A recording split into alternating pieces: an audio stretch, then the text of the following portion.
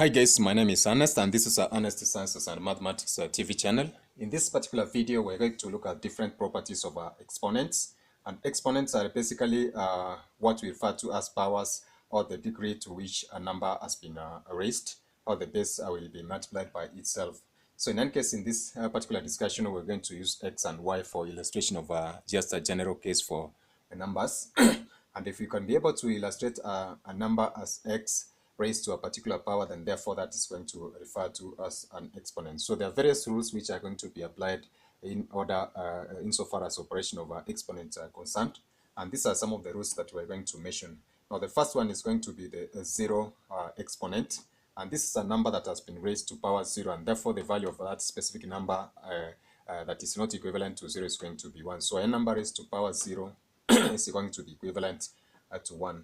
The next is the product rule, which of course is going to assist us do an evaluation of two numbers which have the same base but are different exponents.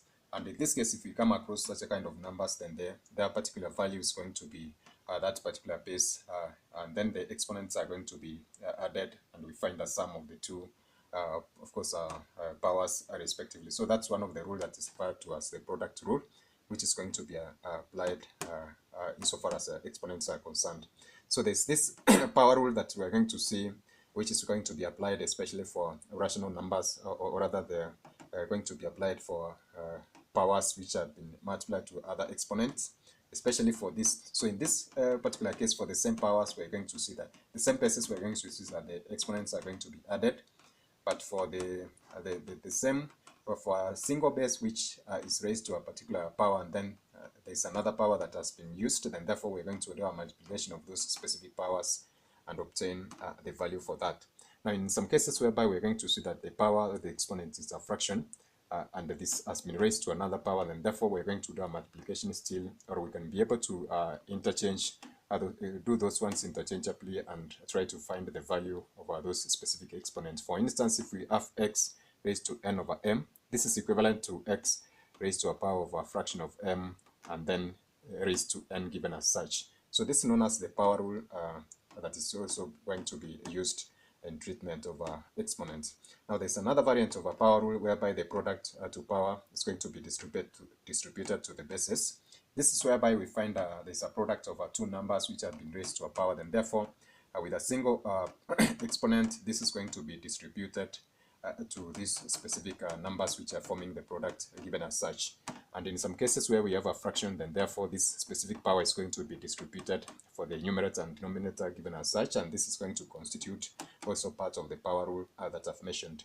Now for a negative exponent, if a number has been raised which is a fraction and the denominator has been raised to a power, this is going to be given as that specific number raised to that specific power if that number is a negative. But if that number is still a negative, that one can be done by giving that number as a fraction raised to a power which is a positive. So in a sense, trying to say that if a number is divided by, or rather if a power is divided or given as a numerator or a denominator, then it's going to be affected in terms of the sign for that particular exponent for negative and positive. And that is going to fall under the category of a negative exponent rule that is going to be applied as such. So if you flip these numbers that have been given us, of course, we're going to apply the same concept in trying to find this specific value for that number. Now, suppose we have a quotient that is going to be applied to the same pace. We are going to see that it's going to be subtracted given as such. So we have the same pace of x, and we have numbers n and m as powers contained in that numerator and denominator respectively. So in evaluating this, we are going to have the same pace and the powers are going to be subtracted given as such. And these rules of exponents are going to assist us, especially when dealing with the laws of indices and logarithms in various topics that we're going to learn in mathematics and sciences. So that is it for now, guys. Bye. God bless you.